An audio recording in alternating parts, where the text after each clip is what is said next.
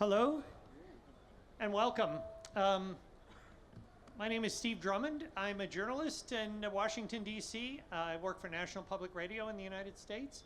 I run a small team of reporters and producers that covers, well, we're called NPR Ed, but we set out 3 years ago to say that we were going to try really, really hard not to cover education and to cover learning instead, which frees us, I think, from spending a lot of time covering governance and administration, and frees us up to talk a little bit more about teachers and students and how people learn, which is a really good, and it's enabled us to write more stories about social emotional learning and play and preschool and early years education, rather than the sort of traditional K through 12 focus, which I think is a really good lead-in and opportunity to lead along this discussion today. We're going to hear from 4 people who are working on really interesting and innovative ways of changing schools to focus more on some of these things. And I'm going to just say who they are really quickly, and then we'll get started. This is Sir Kevin Collins, and he is the Chief Executive of the Education Endowment Foundation in the UK. Felix Marquardt is the founder of Youthonomics. He's going to explain that and some other things he's involved in. Leslie Edwin is the founder and CEO of Think Equal, which is a social and emotional learning project. And last or first, John Goodwin, the CEO of the Lego Foundation, who's going to talk and introduce himself. And he has some fun for us too, right, John? I hope so. So as Stephen mentioned, I'm the CEO of the Lego Foundation. And at the Lego Foundation, what we envisage is communities and schooling systems in the future that generate creative, engaged, lifelong learners. And we're looking to do that through redefining play and reimagining learning. Because we believe the evidence this fairly strongly supports that children learn best when they're engaged in joyful, active, meaningful, iterative, socially interactive activities. So that's why we think we need to redefine play in the minds of society around the role that it has in a child's development. And we also need to reinvent education in order to find ways in which we can incorporate those types of activities into more aspects of a child's development. But let me illustrate that with a little example.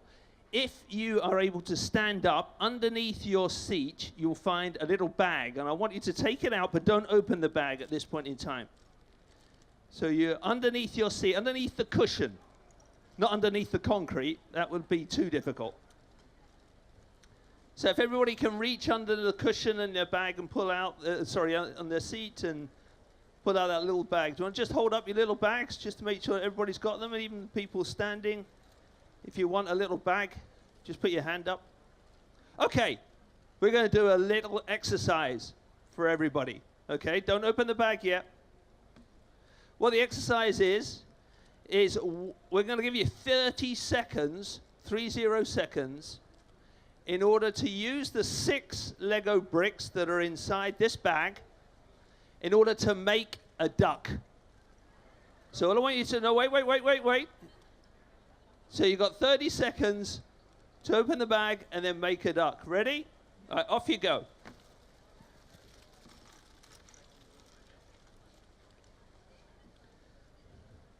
Hopefully you all know how Lego bricks work. You just push them together. If you don't like where they are, you take them apart again, push them together again.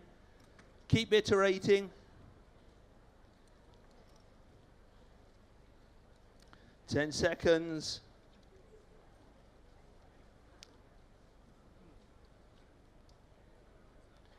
Nearly there. Okay. Right, I'd like you to hold up your duck wherever you are at this point in time. Hold up your duck. Hold it up. Have a look around. Okay. I'd like you to turn to the person next to you and just quickly admire their duck and say one thing that you like about their duck. Leslie's the best.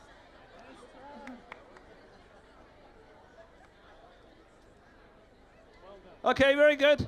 I can pull you back now. So hopefully you experienced a very joyful activity there. But let me show you what was going on in your brain, because there was a lot going on in your brain at that point in time. Some of you may question that when you look at your duck, but there was a whole lot that was going on in their brain. Let me just take some examples there. First, you're using your executive function. That's the way in which you're able to stay focused and to the task. 30 seconds, long time for many people. So you are using your executive function in order to do that. You're using symbolic representation. You are thinking through what ducks look like, and then you are translating it through into the bricks. Really key aspect with regards to language development is around that symbolic representation. You're also doing spatial abilities. You're using your spatial abilities, manipulating, turning it around, making sure it fit into place. Key element of mathematical development, your ability to be able to process and do analysis, is all around your spatial abilities and the way to do that. And then finally, self-regulation. You only had 30 seconds. You couldn't go to the bathroom. You had to stay focused. You had to get it going. So those are some of the examples of what you got through that playful opportunity. And hopefully you felt the energy. You had an opportunity to interact with other people. The challenge that we believe in the current education, though, is that a lot of it is geared towards what's on the screen, and that is build that duck. And that's a very different experience to the one that you had, where you sit down and you create your own duck, and you're able to share that in your own representation. Okay? So that's what we're about in terms of redefining play and reimagining learning. Great, thanks, John. Leslie, you're on. I would like us to watch a video to begin with. It's only 2 minutes long. Education for all of our children now is probably the most important form of social investment that we can make. H.G. Wells once said that civilization is a race between education and catastrophe. And I think that's not an exaggeration. We are still a species riven by cultural differences and inequalities. Leslie's got a really interesting notion here, to get right in early childhood education, to let kids know from the beginning that there's nothing to fear in the other, whether it's another gender, a kid who's from another culture or another color or another religion. We're all in this boat together, and it's a fragile ship, you know, and we really need consensus and mutual understanding to make it. Social and emotional learning to me isn't some see also annex to education. It should be seen right from the beginning as one of the central purposes of education alongside the development of children's other talents. If nations agree to adopt this sort of early education approach to an understanding of equality central to the learning of every child, everything else they learn will be seen in that context. The United Nations has now agreed on the Sustainable Development Goals to be fulfilled by 2030, and apart from my work with Think Equal, I've been very involved in the promotion of those goals. So Think Equal is part of that global shift to redress those inequalities, and particularly to provide vivid, usable, practical and tested resources for use in the education of very young children, ones which inform, empower and help to guide the work of teachers, and which will enrich the communities as they do so. And I really think it's a vital part now of reshaping the agenda for education for the 21st century.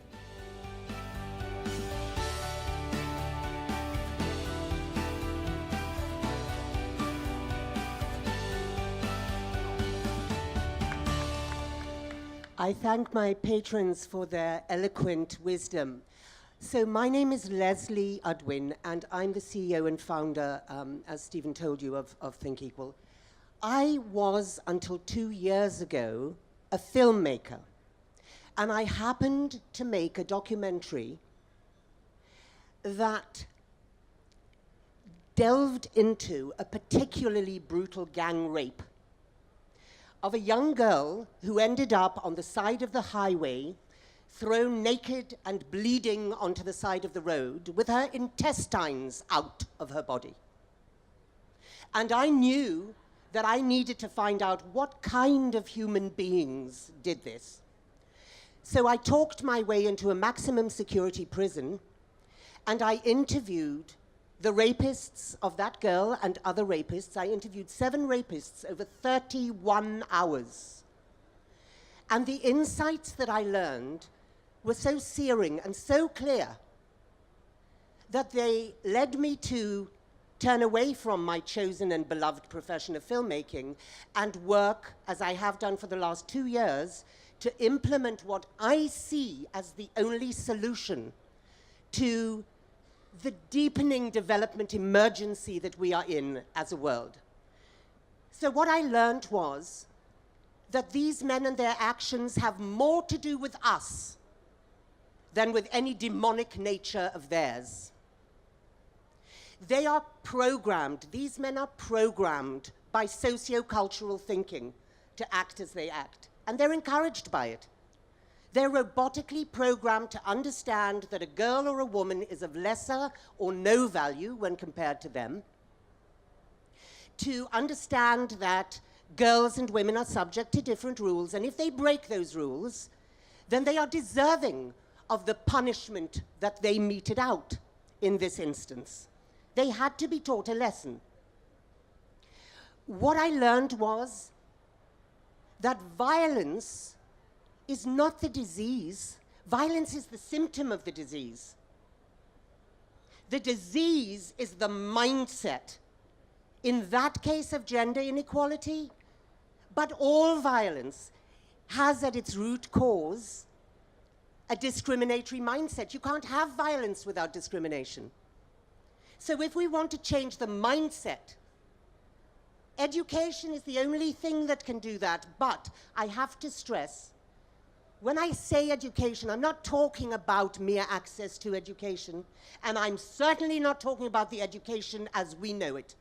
The education system we have is a failed, stuttering system that is not fit for purpose.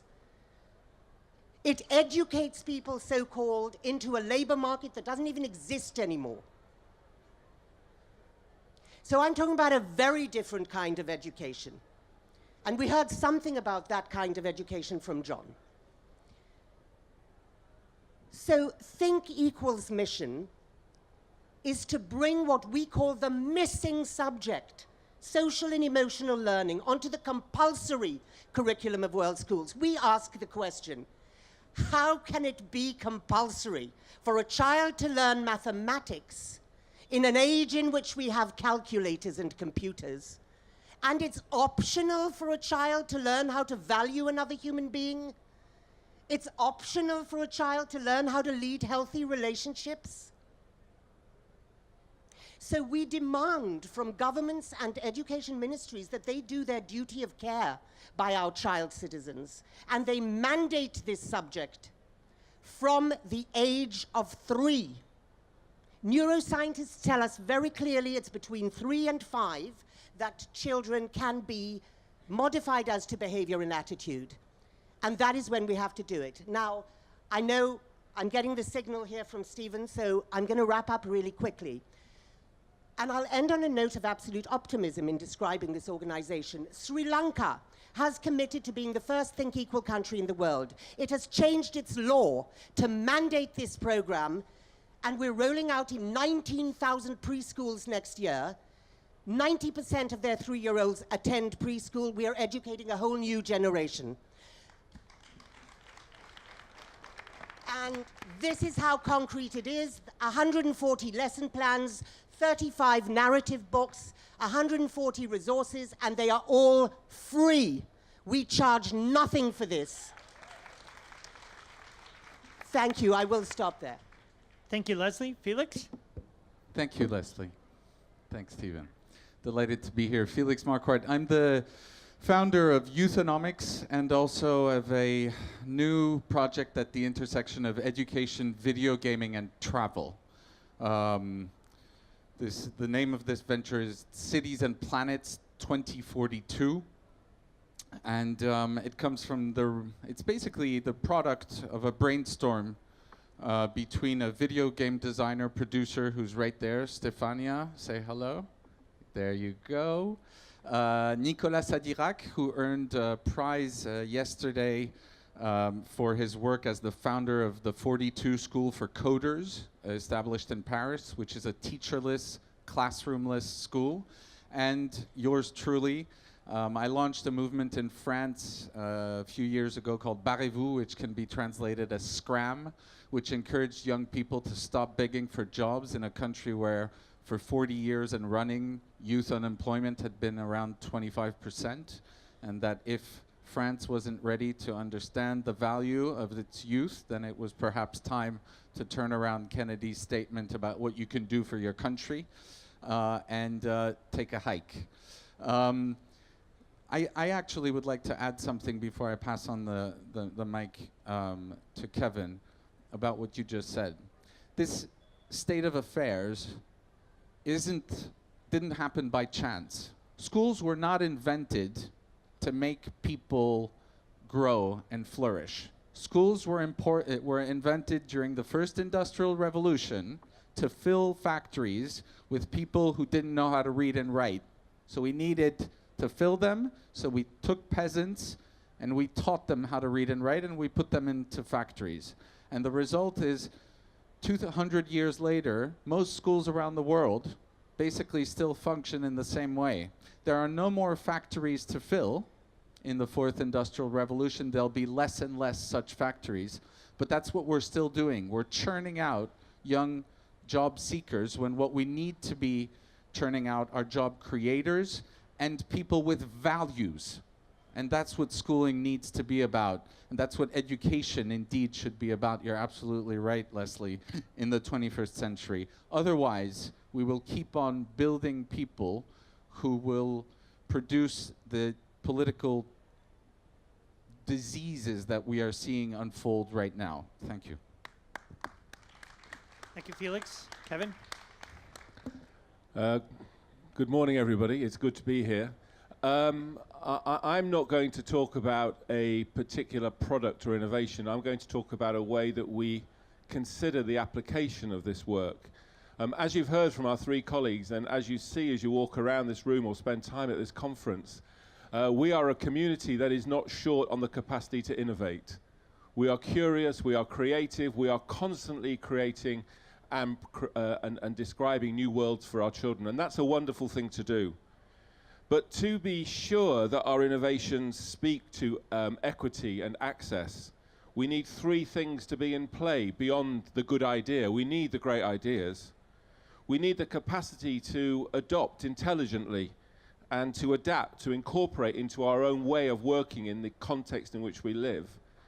And we need the evidence that the ideas are making the difference we hoped for. Now, that's not so sexy. That's a bit of a grind. But why do we need that evidence? Well, we need it because hope alone is not a strategy.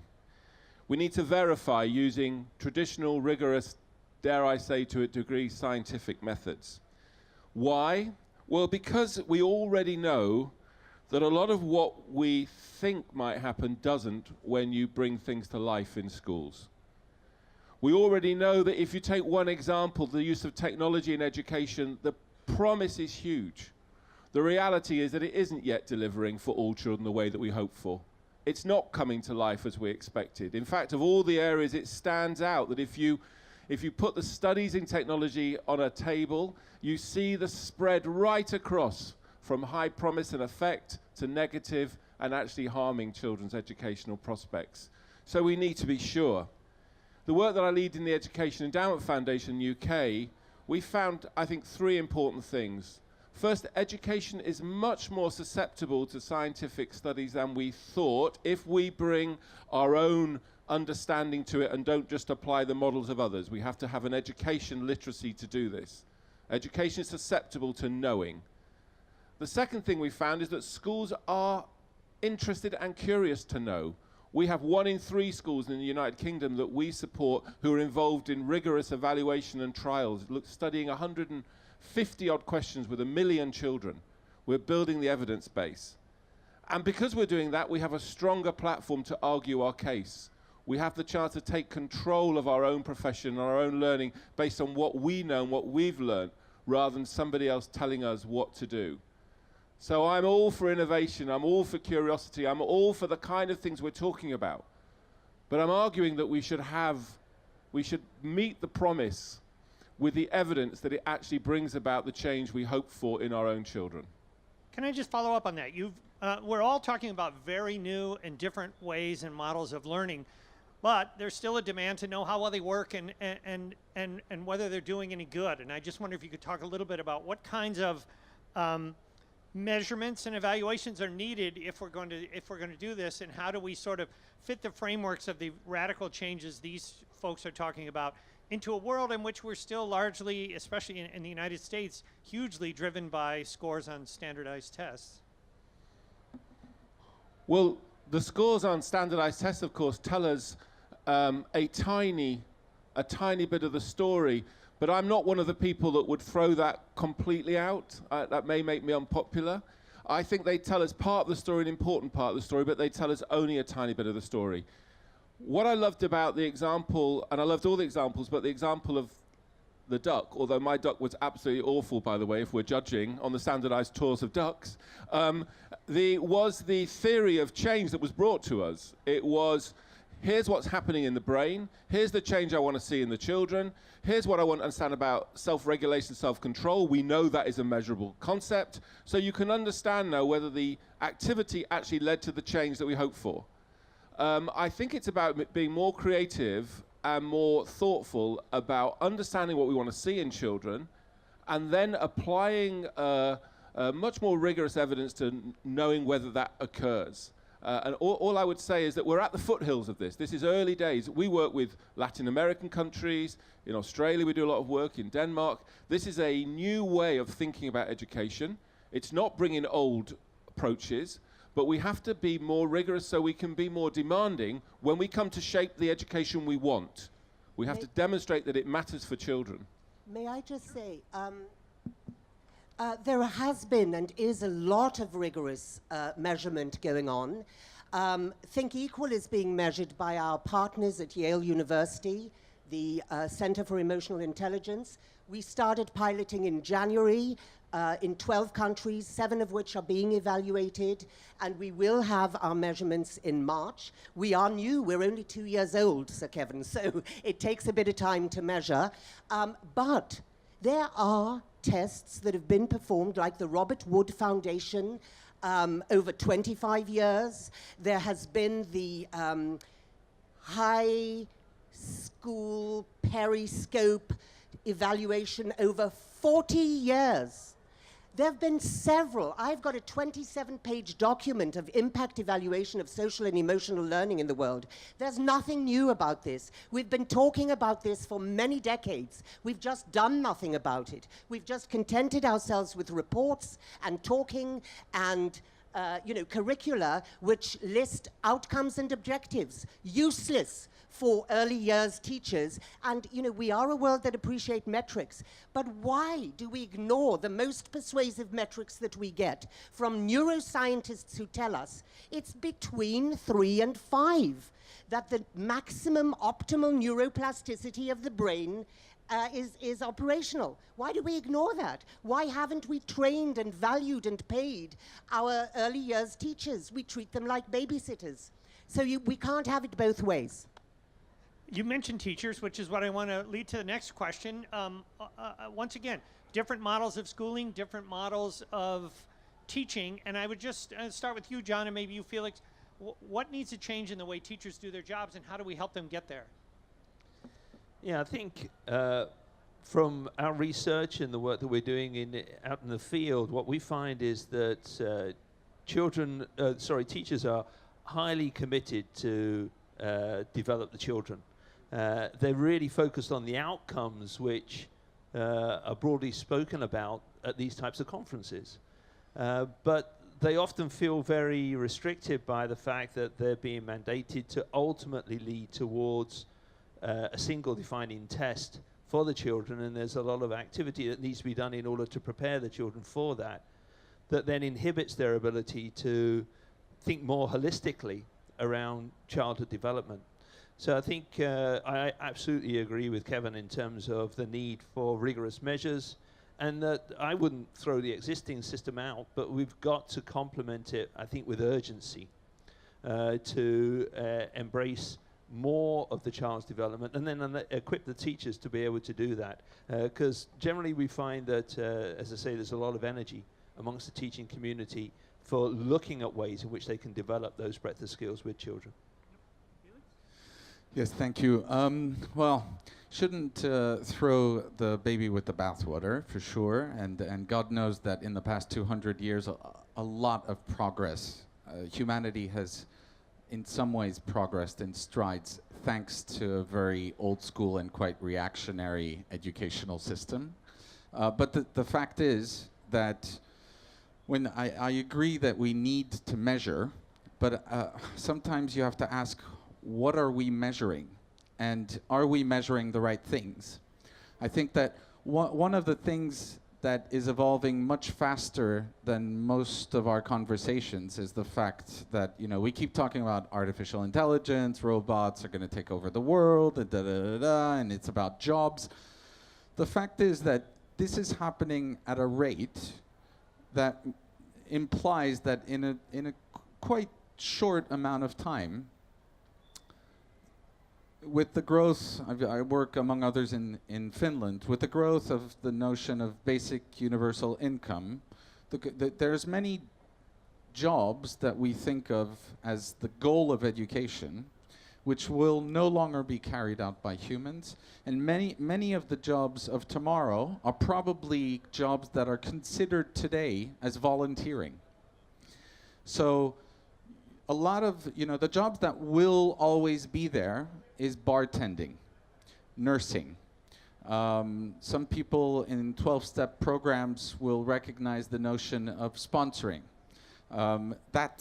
Those are jobs that cannot and will not be for the foreseeable future carried out by machines.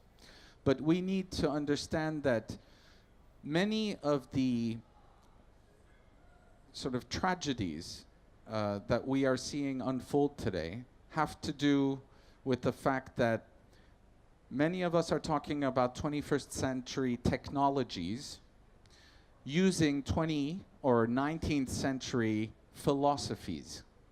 And that's a huge, huge problem. Some of the most innovative companies in the world are still running on essentially 20th century principles that have to do, for instance, with the virtues of competition as the ultimate way of getting humans to do stuff rather than collaboration.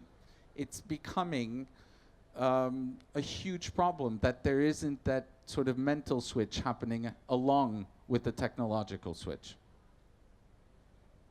Great, thank you. And now a quick switch, and just, we talked about teachers, but I'm really interested in, and I've seen some models in Colombia and elsewhere where the schools, where it's a community-based approach. And I just wonder if you guys would talk about the role of parents and how parents, Leslie, perhaps you, and the role of parents in Think Equal? Okay, so the first thing to say about parents is that as a world, we expect it to be the parents who mediate the values to their children. We are so naive and negligent in persisting with that misconception because parents don't have the time to do that for the most part, because we as a world have told them that the whole purpose of life is accumulation of wealth. So parents are out there doing 3-4 jobs. Even if they had the time, of course, parents are the last people who can do it because they themselves have not been taught. They don't have, they will have their particular discrimination, and whether it's based on color or religion or gender or caste, they are the last people able to do it. Now, with Think Equal, we are starting with the children, actually a tangible, concrete program that mediates this to the children almost regardless of the competencies of the teachers and regardless of what is happening to these children at home. Now, obviously, we know there will always be a dissonance, but you have to start somewhere. So we are also partnering with NGOs who reach into communities beyond the schools We also have role models in each country. So in Sri Lanka, for example, we have the world's best batsman, Kumar Sangakkara, who's a cricketer, and he's a god. Everybody genuflects when he walks in the streets. He's also the most eloquent, amazing intelligence. So to persuade parents that, yes, give this a go, it's a good thing.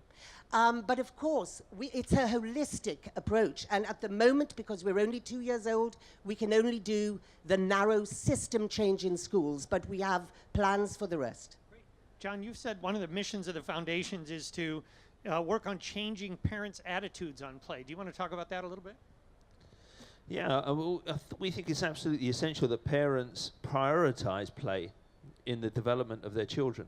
There's, in certain parts of societies around the world, there's an overscheduling of children that's removing their ability for freedom of expression and freedom of development, but instead they're very, they're led through a sequence of activities. Other parts of the world, unfortunately, where the children are early subjected to labor and activities that prevents them from also doing the development from a play-based point of view. So we think it's really important that we help parents understand the role of play in the cognitive development of their children through a series of sort of fun-based activities that we help them with. And really, we've been partnering with UNICEF to say, don't be fearful. We reach out to parents because a lot of the barriers of millennials at this point in time is they're frightened around, are they doing it right? And it's just, roll up your sleeves and just have some fun, because that's at least 80% of what you need to do as a parent.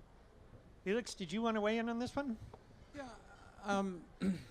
Countless studies show that gaming is one of the most potent ways that you can absorb knowledge. So, and doing stuff rather than being told stuff. And that's at the basis of this treasure hunt that we are devising, which brings together, again, think of it as, some of you at least will be familiar with the program Minerva, which allows people students to graduate after having traveled to a certain number of countries. The School 42 that I mentioned earlier on is, again, a teacherless, classroomless school for coders, where essentially it's all about peer-to-peer learning and project-focused work. So essentially, your middle-of-the-road 42 student will go through the school without ever talking to a faculty member. So essentially, young people learn by solving problems. So it's gamified education at the core. And what we're trying to do is to add to those two components, because we know the virtues of gaming as a means of learning. We know that one of the think tank that I run, Youthonomics, found that there's all these very negative trends affecting young people on a global scale. We ranked 64 countries across 59 criteria to say, where does it suck and where is it good to be young today?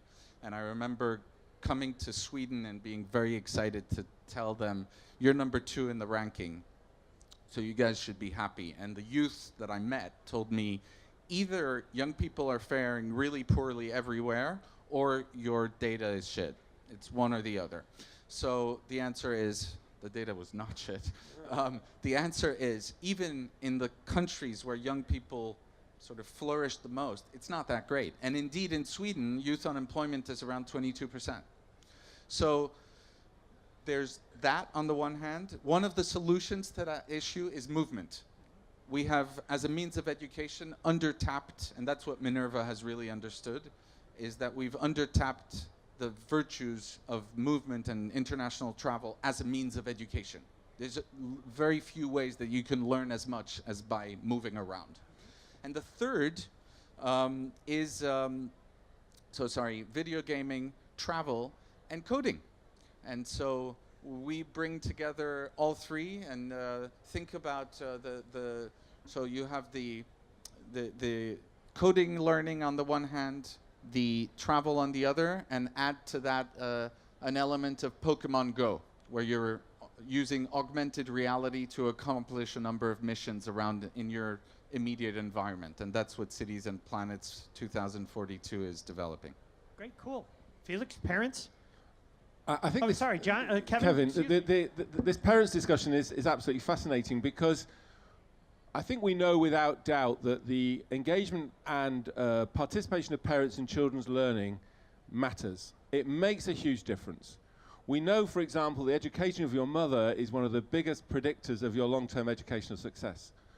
What we don't know very much about at all is what works to get parents actually involved and engaged. So as an example would be, we did a study, a big study, 10,000 families in the UK recently, where we sent the parents a text once a week. That's all we did, one text a week, about their child's learning. Don't forget that Felix has got a really important exam on Tuesday. Ask Leslie to tell you something interesting about volcanoes this afternoon, because that's what she did in school today. This was to teenage kids who, if you've had teenagers, you know that the last thing you can ever do is ask what happened in school today. How dare you interfere in my private life? So keeping parents involved. After the study, big randomized trial, we found the parents that received the texts, their children made an additional month's progress in school than the ones who didn't.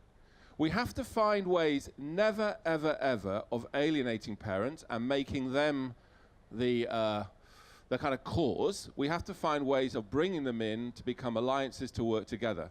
The parent is the first and most enduring teacher of any child. We've done a lot, hold on.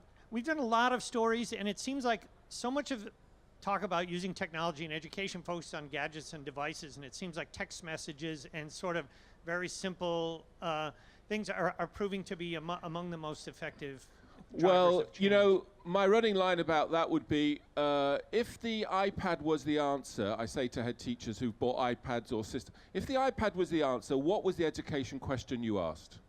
People bring a solution without identifying first what the problem is. What I liked about the texting was, here's the problem. How do you get parents and teenagers talking about school and engaged? Then you look for a technological solution. Tech in itself, on its own 2 feet, to me, I think it's pretty clear. You know, in England, we spend about £920 million a year on tech. I don't think there's any evidence whatsoever that on his own 2 feet it's made that much difference. It's about the relationship between the education issue you're trying to address, or the child issue, and the better use of technology to address it. That's the kind of sweet spot, not tech for its own sake. I'm absolutely over it. Great, Leslie, you wanted to... Well, just the very briefest example. We have had parents come to our teachers in our pilot schools to say, what are you teaching our children that is new? Because, I'll just give the tiniest example, I have several, but parents of a boy of 4 who came home and in the middle of a row that the parents were having, stopped them and said, Mummy, Daddy, please stop shouting because every problem has a solution. This was after 4 weeks.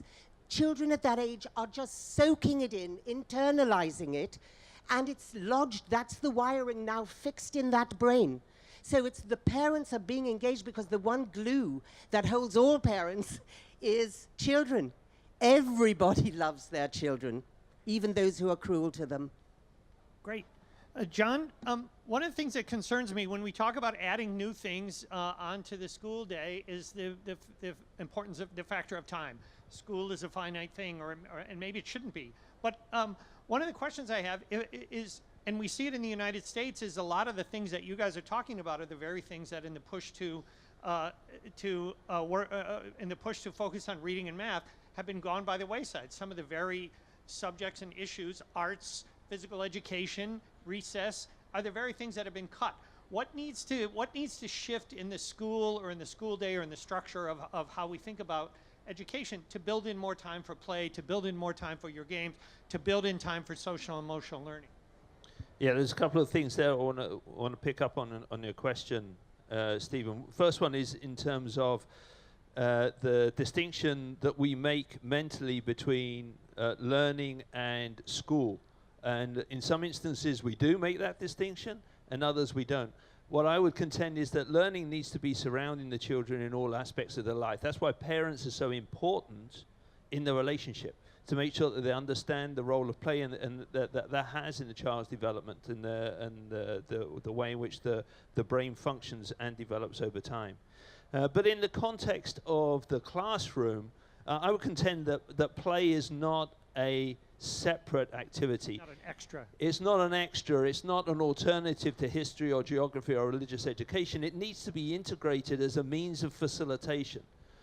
Not in like every single sphere, but we believe that it needs to be incorporated in all parts of the school, not as a specific functional, but instead, in terms of an activity based, by way in which the children have that social engagement, they have their iteration, they have the joyful experiences, because that puts them in the best frame of mind for learning and receptivity. And at later stages, it'll be things like project-based, and active learning is a means by which the child gets much more ownership. And I think the illustrations that Felix was pointing to in the higher education sphere with 42, I think is a prime example as well of how putting the child at the center and enable them to have more decision-making around the learning process, I think is critical. Go ahead. This does require its own space. In fact, the whole point is a revolution in a system change. We say that this should get the same space, gravitas, seriousness, and respect as mathematics or literacy. So it's those, interestingly enough, it is those so-called developed nations, so-called first world countries, who think they're already doing this, and who say they're doing it by weaving it into all the other subjects, which is an absolute nonsense. There is no way you would teach mathematics that way, effectively. So what we have found, interestingly enough, is that in preschool, because we're so, well, we start at the 3 to 5 year level, there's room there because they're not doing anything. Because the world hasn't yet cottoned on to how important play school is, or preschool is. They're just only too happy to have something concrete to put into play and plug and play.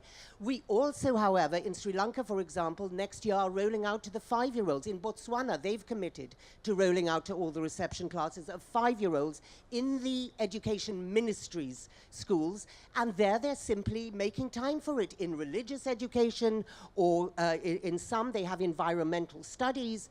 I think they've cottoned on to the need now for social and emotional learning to the degree that they have made some space for it. What they have lacked until now is the tools, the roadmap to actually do it, not just the list of we should do this, but here is how we do it. At 42, there are more students in the school, and this is not a sort of a phrase or to sound communications expression. There are more people at the school at 2 a.m. than at 11 a.m. Young people at 42 decide when they want to go to spend time at the school. You can graduate in a year. Some people do it, or actually there's no proper graduation, but you can complete the modules in a year. The average student takes up to 3 years. You can, I think 60 or 70% of the students at 42 dropped out of high school. I took a young man to a conference, a global conference at the beginning of the year, who had been a pastry chef, who had wounded himself, and had by chance heard about 42, completed the online test, got accepted, and completed it in 2 years.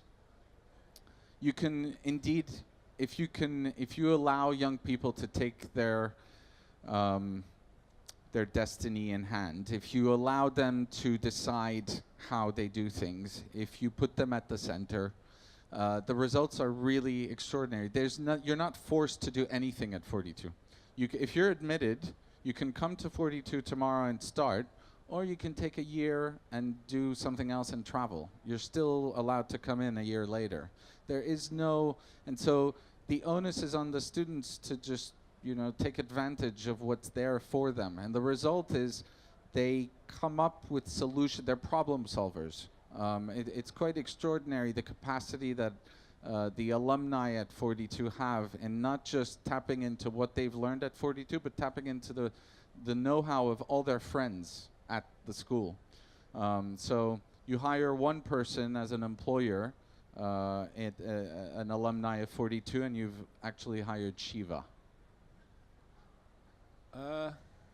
I was just reflecting on what Leslie said. I should confess that 36 years ago, I started teaching in East London, and I started teaching in reception in early years.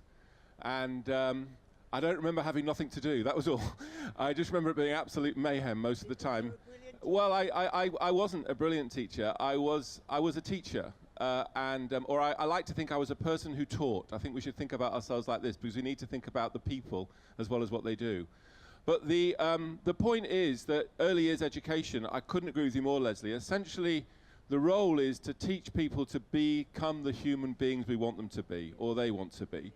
So, and I think you're absolutely right about it being underplayed, understood, and undervalued. And yet what's interesting about it is, and I hate to keep using the word, but of all the phases of education, it's where some of the education evidence is weakest. And yet I think it's the most important thing that we do.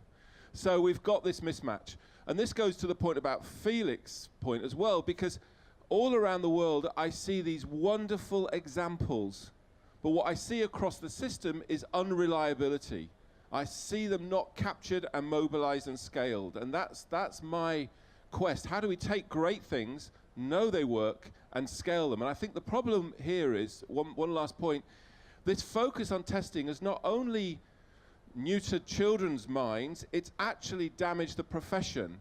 We've forgotten, many of us, not you of course, but many of us, we've forgotten how we as teachers learn the things that we need to learn in order for our children to learn.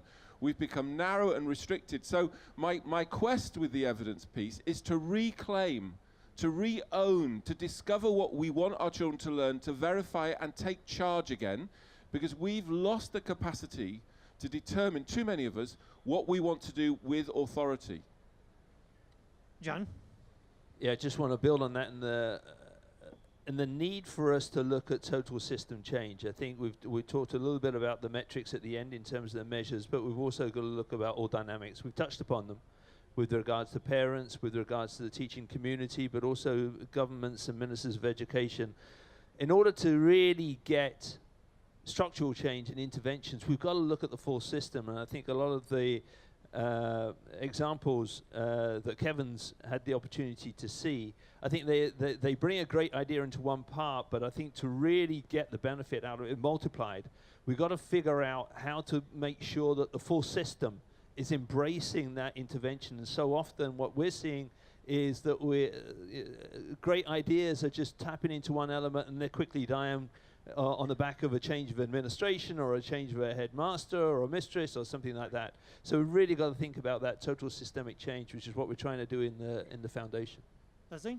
I couldn't agree more, John. And in fact, that is why, despite it being so illogical for an NGO that is so in need of, support and resources and funding, it's so illogical that we do not charge 1 penny for our work.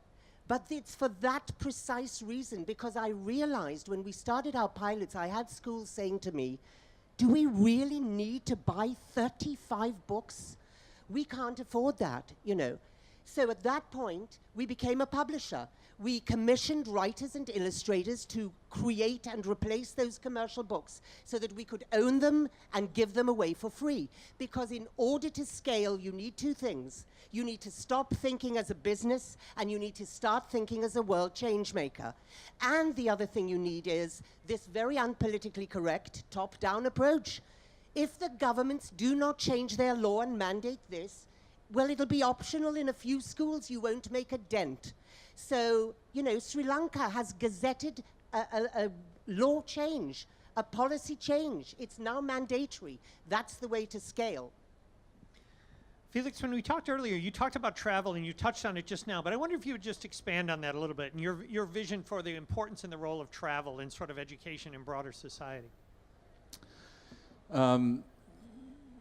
We've been using now for 60 plus years the term globalization to talk about the planetary integration, a phenomenon that has been lasting for millennia.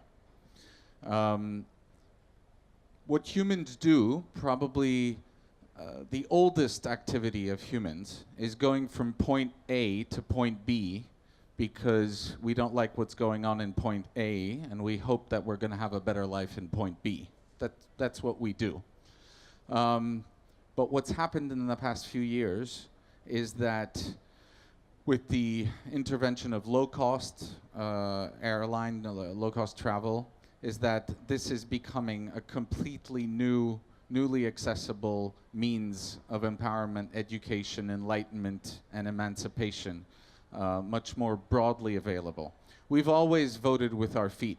It's actually the most widely available means to vote in a world that is still very undemocratic in most parts. So I hate it here. I don't like it because I can't make a living. I don't like it because this country is at war. So you can mix all of this up, and you can actually find that migrants have things in common that brings them together. So we've created a distinction which appears as being relevant, but I would argue is to some extent becoming artificial. We have poor migrants who are refugees, and we have rich migrants who are expats.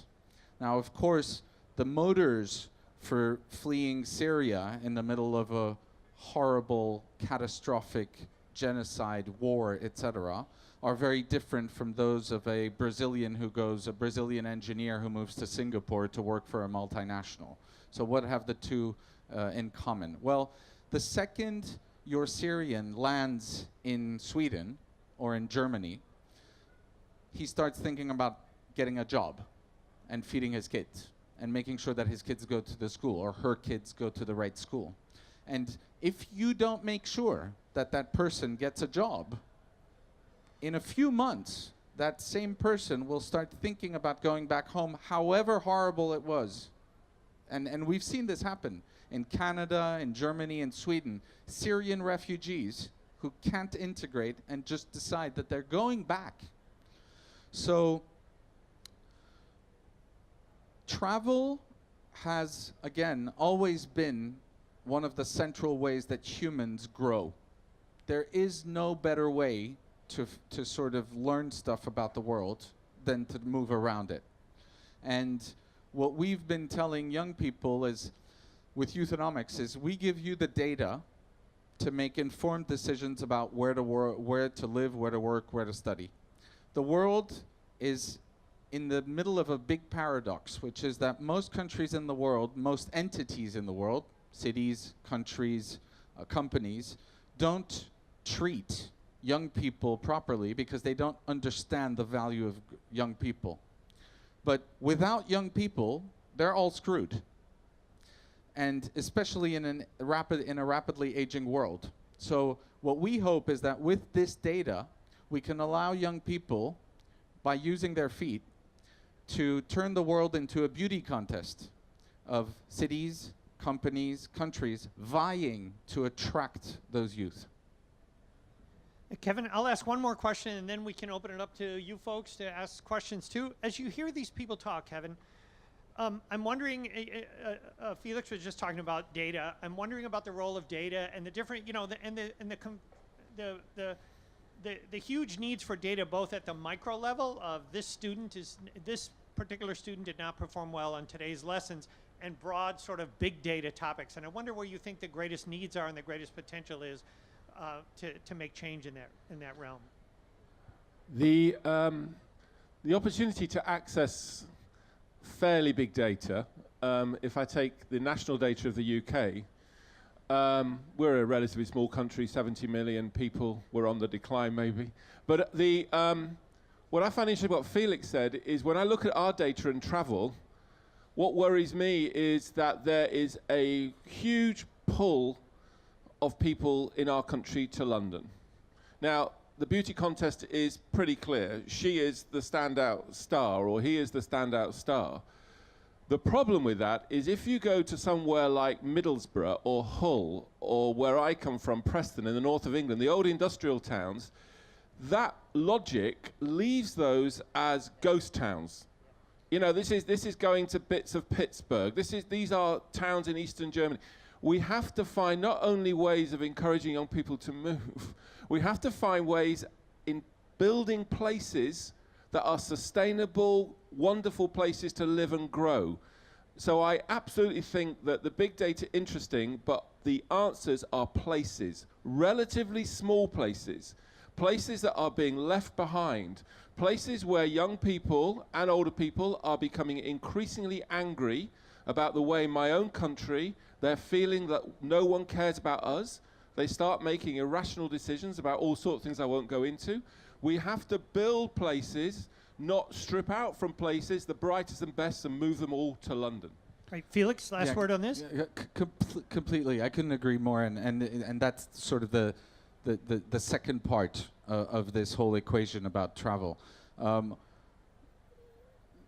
What we call globalization, this rebalancing act between the West and the rest that has been going on for the past few decades, is a globally a positive thing. Hundreds of millions of people have been lifted out of abject poverty thanks to this. The problem right now is that the brunt of this rebalancing act has been borne by poor people in the West. So that's the problem of the West, to be sure. But it's a real problem, because the result is that we're electing people like Donald Trump, or we are voting for Brexit, which is sort of probably the most incredible example of a country shooting itself in the head. So how do we do something about it? Well, there's ways that we can do that. And I think indeed the key is, how do we make sure that Hull doesn't get screwed in this equation?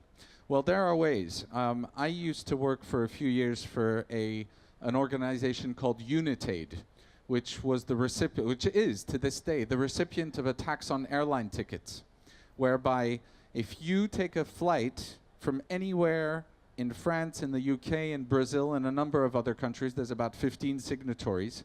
People don't even know this, but a fraction of the price of their ticket goes to financing Unitaid, which uses that money to finance the fight against tuberculosis, malaria, and AIDS.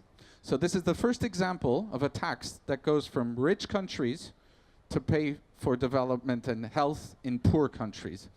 What I think is the future, to rebalance places like Hull out of what they are, is a tax on, for instance, a tax on airline tickets. The world is now divided increasingly between the flies and the fly-nots. It used to be the haves and the have-nots. The flies need to pay for the fly-nots. So, Leslie, last word? Oh, just very briefly. I think that, Hull is not just a place. It's a place where people exist. The bottom line is people, human capital. That's the only thing that matters. All of this theoretical nonsense about IT and money, forget about it.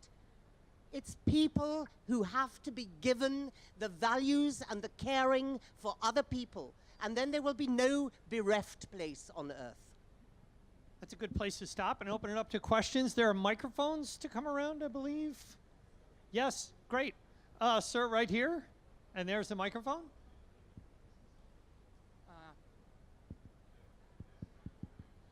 I believe it's on. It's working? Okay. Thank you. My name is Imad Saif. I'm working at Qatar University as a lecturer. I have a challenge. There's two worlds that I live in. One is the academia, where we have to give these courses according to curriculums, and students are, care about marks, about certificates.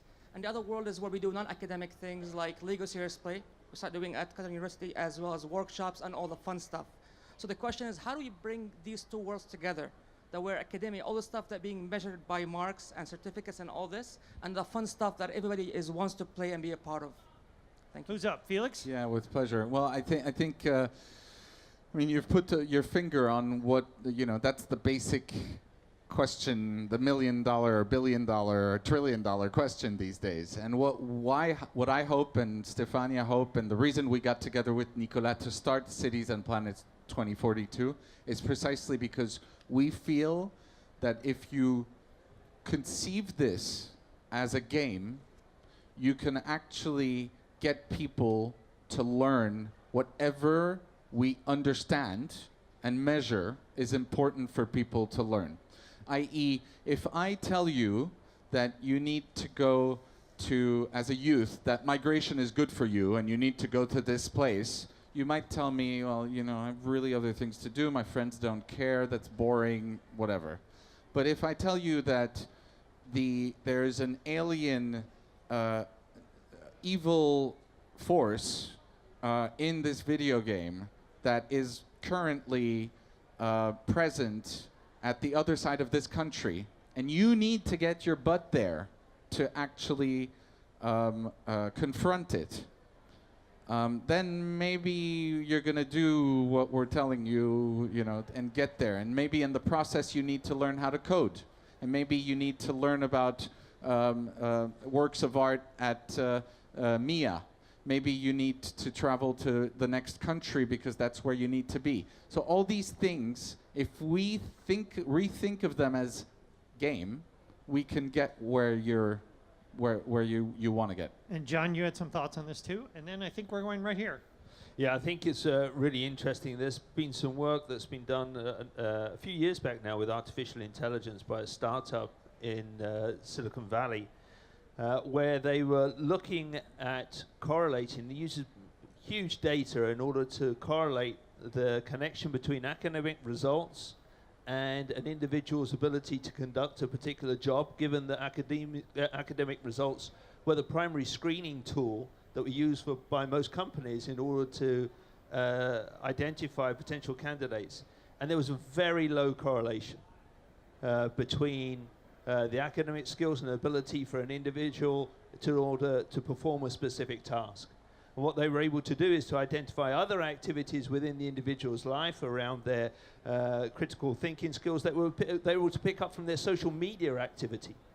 And through that, they were able to get a better correlation for an individual success rate than the academic results. I think we're at a critical junction where our academic process, where the ultimate goal is to get a certificate at the end with a particular mark, has to change. It has to change with urgency. We've got to find a way in which we're looking to equip people with skills, and that's where we believe within the LEGO Foundation that we've got to change fundamentally how we're going about that and developing the children, both in early years right the way through to higher education. Great. Leslie?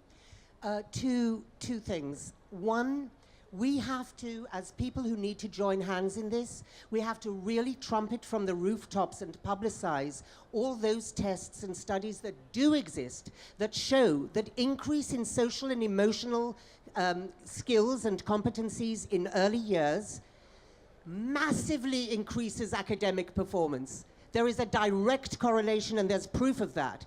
There is also proof. Nobel laureate Gene Hackman has done a study which proves that for every $1 spent on early years quality education, $7 at minimum comes back. This is the best return on investment.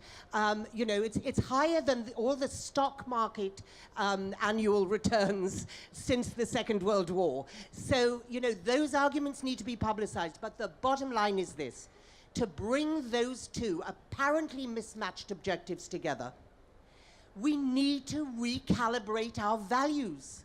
We need, as governments, to think, do we want to continue spending billions of dollars on dealing with the fallout of violence? Or do we want, for a pathetically small amount of money, to prevent it? And that is the bottom line. Thank you. Question right here. Hi, I'm Maha from Morocco. I really enjoyed the discussion so far. And I feel like we can collectively agree from your discussion that a good education has simplistically 3 layers. A layer of subsistence, like on a personal level, you still need to pay the checks, get a salary, and have kind of fulfillment. That has coexistence as a society and also progress as a humankind. What I feel, as I learned about new models in education, is that we feel in either end of the spectrum. Sometimes so much innovation that is accessible to only a few. When we think to alt schools, etc., and all the fancy, high-end new models of learning, or sometimes in the nonprofit sector, it's islands of success that we cannot necessarily see as the future. So my question to you is, how can we leverage the power of new models of learning to be social equalizers rather than big social dividers? Kevin, you want to take that one? I think that's a great question. I think you summarised 40 minutes really, really well. For me, I think the energy needs to go into the teaching profession, into the educators. I think that the new models of learning actually, I think we need new models of learning to be educators. This all has to come together in the context in which I learn and teach. So I keep asking myself the question, what is it that I need to learn in order for my children to learn? And I would invest more, significantly more, in teachers taking responsibility. I have to say, I understand what you're saying about top-down. I think compliance, we've run out of road on compliance in education. I think if you're not careful, you end up with unintended shallow implementation with very, very important and vital content. That's a risk. We've seen that over and over again. We need to empower teachers to take responsibility and ownership for their children rather than accountability and compliance telling them what to do. That's where my trust goes. We're getting super tight on time. I wanted to go to a gentleman with a question over here. My name is Ziad Saeed, Senior Research Scientist at College of North Atlantic here in Qatar. I was looking for in the results of international tests for PISA attempts, and I found out that there is a correlation, a good correlation between what Sir Colin said about the role of families and the performance of their students. And this is why, for example, one factor in China and Singapore, they are always at the top of the list of that. One part of it is that the role of families, according to the survey from students and families themselves. For example, in China, I read in one province, I don't know which one, I think Shanghai or something, they said the parents are so involved that one school said that they never miss any single teacher-parent meeting. While here and everywhere in the Middle East, or even in Europe, and then you rarely find, for example, the response is 20% or 15%, something. So I think what are the ways to convince parents? This is really need a research, that how do we convince parents to participate in their children teaching? Leslie? With the greatest respect, this is exactly what I mean by recalibrating our moral compass and our values. Because Korea is, South Korea, the top of the world as you describe it, but do you know they have the highest number of student suicides? Is that what we mean by the top of the world? I'm sorry. That kind of education is so limited. Where is it taking us as a world? It's taking us into wars. It's taking us into increased violence, beheadings, rapes. We have to stop this. And there's only one way, and that's to reformulate and reimagine education. We have to do it. The parents will come along when they see the amazing effects on their children. They love their children. There's another question right here. I'll be quick. Thank you very much. I was wondering if the MENA region is on your radar, or if you've had any pilots that you'd like to share with us on that front. I'd love to see how contextualization or relevant this would be to our cultures and the dynamics we have in this region. It's 100% relevant because we do have a global curriculum which was drafted and then poured over by top thought leaders in the field in the world, like Sir Ken Robinson and Vicky Colbert, who was the WISE laureate, and Dr. Urvashi Sani from India and all over the world. So there's been a global input into the global program, but every country then does contextualize for their own cultural specifics. We had a number of pilot schools in Dubai, but unfortunately there was such a rigorous process to go through to have the actual curriculum approved that we missed the deadline for the Yale evaluation, so we couldn't do it in Dubai. But I beg you, bring this to the MENA region. I will do anything I can to do that, please. Great. I think we have time for maybe one more question right here. Thank you. So I'm a university student currently, and I Where? read this article that was talking about how in university we're told to collaborate with our peers and told to do research and credit sources. But if we did that in school, we would be told that we're cheating. So some of the questions were that, like, why do we need to measure how well students memorize, and why is it in numbers? Why don't we have a system where it's just pass and fail, and where we measure the skills in terms of leadership, in terms of research and collaboration and so on? Felix is itching to get in on this one. Yeah, I mean, you're preaching to the choir. That's exactly, we actually make that joke often in France, that what you're encouraged to do at 42 has a name in the normal schooling system in France. It's called cheating. It's a huge problem. If you respect the way that you are taught, if you conserve the same attitudes in your typical school, and take that to the professional realm, you're basically a very problematic person to work with. And you will not flourish professionally, because basically schooling is still about knowing everything, right? You're tested on everything, but I'm gonna focus on cooking for my team, and my friend who's an awesome coder is going to be focusing on that for the team. And so that complementarity needs to be much more stimulated. We're going to give the last word to John Goodman of the Lego Foundation.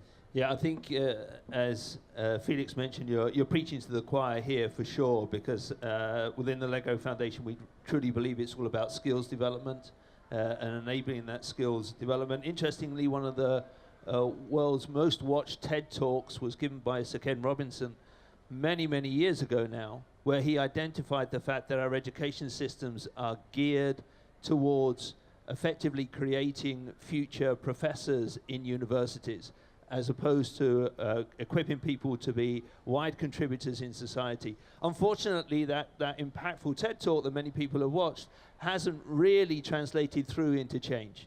But hopefully we're at an inflection point now where society is demanding it, and we need to respond as educators and people in the field to drive that systemic change that I was referring to earlier. I have to say it has translated into change. Here it is, countries are compulsorily rolling this out. If that's not change, I don't know what change is. Great. Thanks to the four of you for a really great discussion. Thanks for the great questions, and thanks to all of you for hanging out with us. And thank you, John, for this awesome Lego toy.